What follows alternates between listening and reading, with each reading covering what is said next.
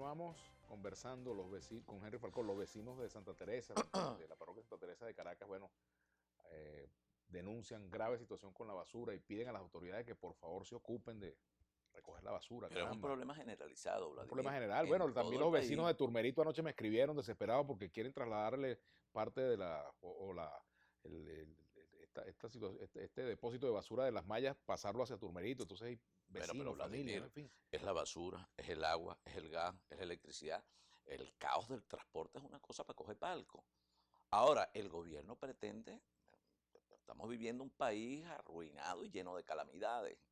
Y el gobierno lo que hace es, tenemos un gobierno que desgobierna, pero además de un gobierno que desgobierna, bueno, una población verdaderamente frustrada, llena de tristeza, unos pobres, bueno, en condiciones de miseria, la mayoría de la población pobre venezolana, que hoy alcanza casi el 80%. Y además de eso, una población joven, bueno, que no siente que tiene oportunidades en su país, que prefiere explorar en otras latitudes, y mientras tanto es un gobierno indolente, que además sin pena. Ese video del presidente por allá, o sea, yo creo que es una cosa además grotesca, porque deja desnudo, Vladimir, lo que ocurre en el alto gobierno y en la alta dirigencia del partido de gobierno. Mientras hay gente que Vladimir no come. Eso hoy pareciera algo normal, natural, conseguir gente, como lo decíamos hace unos meses aquí, metiéndole la mano a la basura. Y así como la gente metiéndole la mano a la basura, bueno, hay gente que se resigna a morir. Un paciente con cáncer en un barrio que sabe que no hay el medicamento y si lo hay, Vladimir no tiene acceso a él, porque son costosísimos. De allí nosotros dijimos un poco de un desayuno, no, un café que tuvimos con Monseñor Baltasar Porra. Decía Monseñor en un desayuno muy cordial, ustedes los políticos tienen que ir al encuentro con la gente. ¿Y ustedes lo están haciendo? Pues lo estamos haciendo y debemos hacerlo todos los políticos. Tienen que acompañar a la gente, especialmente a los pobres en su tragedia. Nosotros estamos trabajando hoy con un programa Manos de Solidaridad a través de la Fundación Esperanza.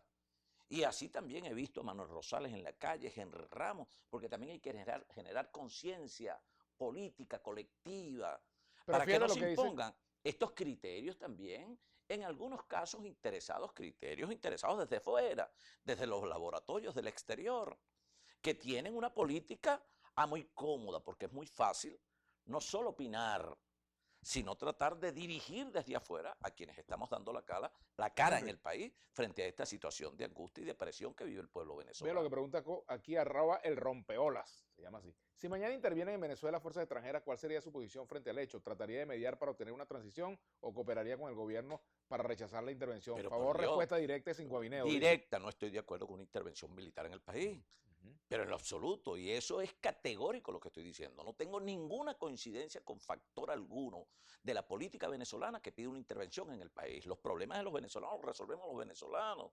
Es una violación al principio de autodeterminación de los pueblos previsto en nuestra Constitución. Y no es Henry Falcón, no lo aceptaría la comunidad internacional. Y además de eso, Vladimir, revisemos, decía, la experiencia de otros países. Leamos este artículo, La guerra de los otros, de Jesús Sequías. Veamos qué ocurre después de esas ocupaciones, Vladimir, y las formas de ocupación. Y cómo se subestiman algunas veces gobiernos como este, con 20 años en el ejercicio del gobierno, Vladimir, y de allí entonces se pasa, si no es una intervención convencional, dice Seguías, entonces surge lo que se conoce en estos casos como una guerra asimétrica. Y de allí surgen los procesos de articulación para las guerrillas urbanas, menospreciando y subestimando la respuesta de una gente que primero, como dije, no tiene escrúpulos. Bueno, Vladimir, pero tiene armas, tiene recursos, etcétera, y eso es verdad. Ahora, ¿quién después controla? Yo quisiera saber, y le pregunto a estos que se dejan llevar por esos criterios malsanos de los cómodos, porque te aseguro que muchos de los que dicen eso, que fueron los que inventaron, por ejemplo, que mis hijos vivían en España, y cuando estábamos en la campaña que yo ya había negociado la vicepresidencia de la República, que yo era embajador de Colombia, que Diosdado Cabello era el padrino de mi nieta, Esos son los que generan esas matrices malsanas de opinión. Porque les interesa, tienen intereses particulares desde afuera. Y allí entonces, bueno, hay quienes representan sus intereses aquí y ellos serán intermediarios de los intereses de grandes grupos económicos. Ah, bueno, que saben que Venezuela tiene petróleo, que tiene gas, que tiene oro, que tiene un potencial importante. Y que somos los venezolanos los llamados a sacar de ahí este gobierno nefasto que nos trajo esta condición, pero esta condición también nos Hay trajo nombre y las apellido estrategias de esos equivocadas de factores. muchos factores de oposición. Henry, hay nombre y apellido de esos Bueno, yo no factores. comparto en lo absoluto, pero en lo absoluto, yo creo que estoy en una condición diametralmente opuesta al planteamiento de la señora María Corina Machado. Con todo respeto, ¿el propósito es el mismo? Sí, hay que cambiar el gobierno. Pero los métodos no pueden ser métodos pasionales, que generen más tragedia, que sigan desarticulando al Estado venezolano, que ya lo viene haciendo el gobierno. Y entonces, por supuesto, generan matrices de opinión y seguramente ahorita saldrán desde Miami, desde Aruba, desde otros países a decir que Henry Falcón, lo mismo que han inventado siempre. Pero yo estoy diciendo en este programa, Vladimir, lo que dije aquí hace 4 años. Y lo que en su momento sostuve cuando participaba en las filas del gobierno. Y es uno de los grandes defectos de algunos factores que en esto de las estrategias equivocadas terminan llevando el país a donde estamos ahorita. Yo recuerdo en la campaña, me decían a mí, ¿qué pasa si gana Maduro? Bueno, si gana Maduro, esperemos 3 meses. Y después 6 meses. Y veremos cómo se agudiza la crisis en el país. Y si han salido 1 millón de venezolanos, van a salir 3. Y este gobierno, por una razón de lógica elemental, un gobierno en el que nadie cree, un gobierno que no genera confianza, que no genera estabilidad, que no genera gobernabilidad, Vladimir no va a resolver los problemas de la economía. Ahora, entonces hay que cambiar el gobierno, pero el gobierno no lo puedes cambiar como plantean algunos, en mi opinión, repito, y pueden criticar todo lo que quieran, no se puede cambiar de manera forzosa porque iríamos a otra situación de caos estructural. Pero mire lo que dice de José manera García, incontrolable. Él dice, ¿cómo llegas a un acuerdo con el gobierno si este no cede en su posición, está armado y tiene todo el poder? Bueno, Vladimir, ¿y cómo se llegó a un acuerdo por allá en Chile con Pinochet? ¿Y cómo lograron los acuerdos con la FARC y los están logrando con el ELN en Colombia en una política de pacificación que también los llevó a una situación, Vladimir, como hoy? Muchos colombianos que salían al exterior, pero no solamente eso, Vladimir. ¿Cuál era la situación de Colombia? Bombas, secuestros, muertos, etcétera. Y muchos colombianos, bueno, emigró de Colombia. Y nosotros fuimos receptores de muchos de esos colombianos. Y también fueron maltratados en muchos países en el mundo, Vladimir.